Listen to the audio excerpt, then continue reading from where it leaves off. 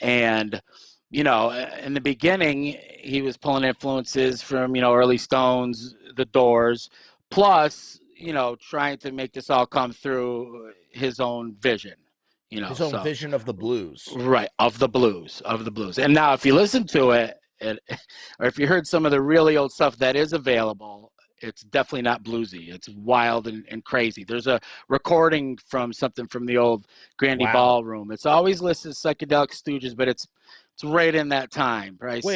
So this is 67 or 68? 68, yeah. Wow. You can hear it's a wild type of jam. It's guitars, and it's really hard to hear. Like, some of the Misfits early stuff is right. The bootlegs. It's like that, but you can still hear a taste of that. What's interesting though is what you just said. Through his own, or what we were saying, through his own vision of the blues, but doesn't sound anything like the blues. But that's how things work. I hate this idea that cultural appropriation can be a terrible thing, but it also is a very important thing, because what happens is that's how you get innovation. That's how anything becomes anything in the world, through something like that. You know what I mean? A great example would be, American blues goes over to England.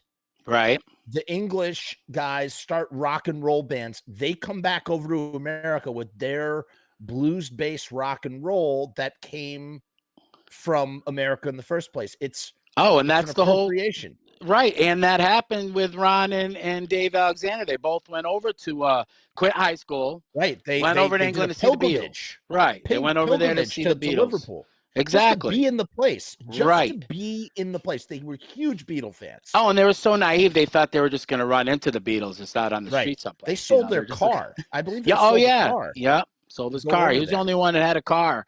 And Dave also had a motorcycle too, I think he sold. Iggy said at the last time I saw his interview. But I forgot one thing. Before Iggy went to singing, he did move to the organ for a little while too. Oh, wow. Pre that. And later you can hear Iggy's keyboards and on Penetration on the Raw Power album, but that's down the road. So, but what's interesting is to go back to the whole thing about appropriation, or again, I hate this word. It's influence. It's just influence.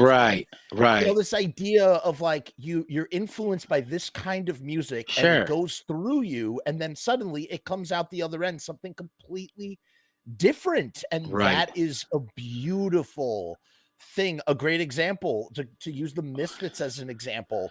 You literally have 50s like doo-wop and like Italian and all this shit, and horror films, and the Ramones, and what is that blend together into what the Misfits are making. It runs through the filter of their experience, their life experience, basically. And that's exactly what the Stooges are.